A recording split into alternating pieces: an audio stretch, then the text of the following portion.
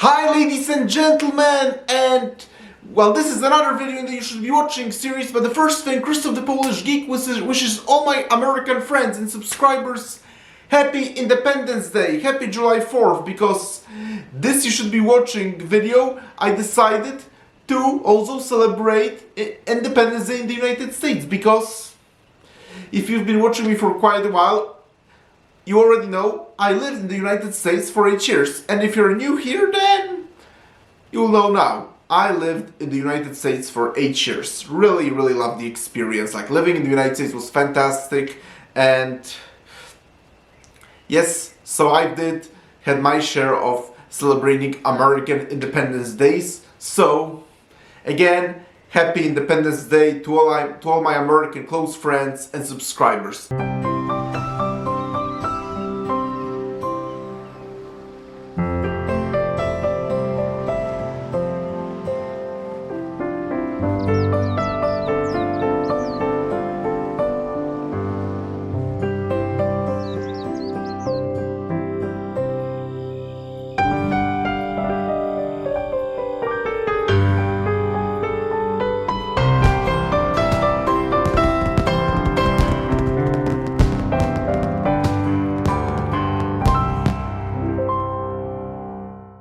And in order to celebrate Independence Day in the United States, July 4th, I decided to, this time, do another You Should Be Watching video for my favorite Western, Unforgiven, because who doesn't love a good Western once in a while? And Unforgiven is by far my favorite Western, as well as my favorite Clint Eastwood movie, and it's a perfect time to be a Western fan. Like, you don't get more American than Westerns, but it's a both perfect time to be a Western fan, because New JoJo's Bizarre Adventure part Steel Ball Run is a Western, so which makes me really excited. And also, newsflash, like tonight at the Pacific time, it's like 6 p.m. Pacific time at Anime Expo in Los Angeles, there is gonna be more Steel Ball Run news. Perhaps a trailer, who knows? In which case, I'll definitely do a reaction tomorrow, because when it will actually be here, it's gonna be like middle of the night. Hence why, if we actually do get a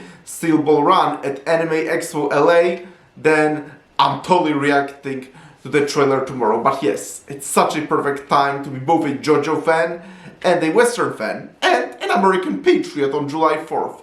So I decided that in order to both celebrate both American Independence Day as well as the new JoJo part Steel Ball Run, I decided that it's no better time than to finally review my favorite Western of all time, Unforgiven, and my favorite Clint Eastwood movie too.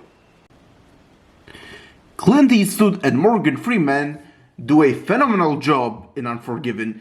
Clint Eastwood is both an amazing actor and director, and it takes a really special type of talent to both direct a movie and also be in the lead role, but Clint Eastwood pulls it off simply wonderfully. And not just in this movie, he does it in plenty of other of his amazing movies as well, and he's simply perfect for the role of William Manny. And William Manny is stated to have been a very dangerous criminal in the past, but now he's retired and tries to lead a normal life with his 2 children. But there has been a bounty on 2 criminals, and William Manny, together with his friend Ned Logan, played wonderfully by Morgan Freeman, together they decide to take a job and give justice to those 2 criminals. And they are also joined by a young man that Schofield killed, who is also a great character and adds a very nice dynamic to the team. The cinematography and visuals in this movie are simply great, beautiful, and so well done. Some of the best landscapes and visuals I ever seen in any movie. And you probably know, if you're watching me, I have a huge weakness for amazing landscapes and visuals, and Unforgiven has some of the best I ever seen. I have to compliment that apparently it was actually filmed in Alberta, Canada, but they totally captured the feeling of the American Midwest that the movie is taking place. And I really love among the landscapes, the beautiful mountains or red and gold leaves in the fall, and then later weather changes to winter, and a beautiful snowy weather. I really love that.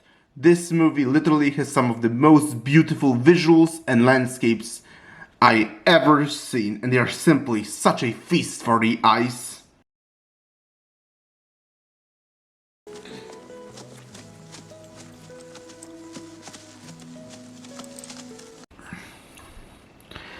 As I already said before, the story of Unforgiven is simply excellent and it is so well written.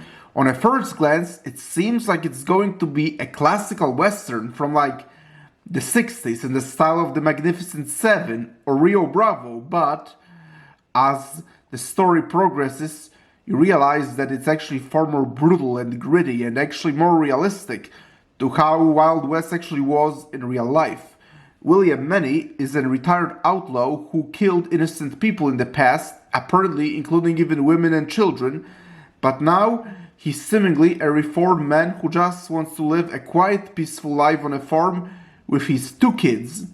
That is, until there is the news that 2 criminals called cowboys actually harmed a prostitute in a town, so William Money and his friend Ned Logan both get hired to get revenge on those 2 criminals, and the main antagonist is a dirty sheriff of the town, Bill Daggett, who brutally oppresses the town, and at some point even he actually tortures Ned Logan.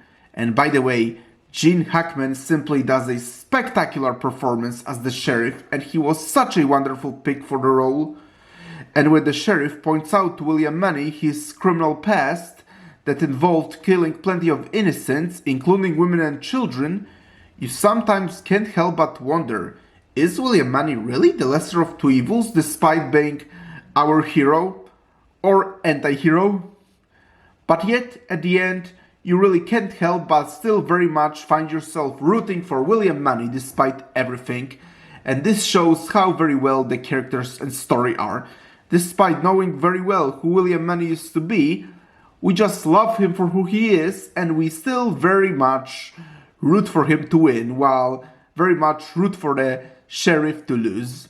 And there is also a character whom I talked about before, and that's Kit Schofield, and he's really funny. He has a very interesting dynamic to William Money as well as Ned Logan, and we later learn some really interesting details about him that I will not spoil here, but both the story and the characters of Unforgiven are simply spectacular, excellent, and they're by far the best characters I ever seen in any western. Company are excluded, of course. Unforgiven has also plenty of interesting minor characters that also get surprisingly some amount of characterization and even backstory, like English Bob is a very perfect example of that, and as the name implies, he's English, and it is really funny how he likes to troll Americans about monarchy that he obviously supports as an Englishman. And the very first scene in which English Bob shows up is in the train, and I think this is a perfect character establishment moment because it perfectly establishes English Bob as a character and what type of a person he is. And later, English Bob encounters Sheriff Bill Daggett, and their conversation is simply wonderful. And this is also the moment where we truly learn a lot more information about both Bill Daggett and, of course, English Bob and what type of people they are. And this is also one of the best conversations in the whole movie, and it perfectly captures what type of people both Bill Daggett and English Bob are, and it's so well written, and the dialogue is so wonderful, although it is admittedly wonderful in the whole movie. Maker, but that wouldn't worry you, would it? I mean, if you don't see it, or most particularly if you don't hear it. The movie also has plenty of sad and emotional moments as well, such as, for example, the conversation between William Many and the prostitute who had her face scarred by the 2 bandits that William Many and Ned Logan were hired to kill. And this is actually a very sad and complex conversation that really adds more depth and complexity into an amazing story, and also adds so much more depth to William Many, even if he already has plenty of it, but also shows that the situation of hiring and killing those two bandits isn't actually quite as simple as it seems in the first place. And then it proceeds with a scene where the first one of the two bandits is killed. And this is probably the saddest and most tragic scene in the whole movie, actually, because really only one of the two bandits actually deserved it, really. The other one was actually showed to be a pretty good person who really was just, whose only crime really was being an accomplice of his much more evil and sadistic companion. What also truly speaks volumes about the brilliance of Unforgiven is that, in westerns at least, I very much like when there is shooting and action, and Unforgiven barely has any of it, and spoiler alert, there is no final gun duel that you'd expect from a classical western, and even most modern westerns for that matter, and yet it doesn't make the movie any less amazing or less interesting, quite the opposite actually, because Unforgiven doesn't really need it because the story really doesn't require it to have it. The Unforgiven is amazing because of a very interesting and engaging story as well as complex and compelling, interesting characters. And the fact that a western that doesn't have any action or very little of it, and yet it still manages to be my favorite western of all time, just shows how good filmmaking and how fantastic the story must be and how truly good the writing of Unforgiven is.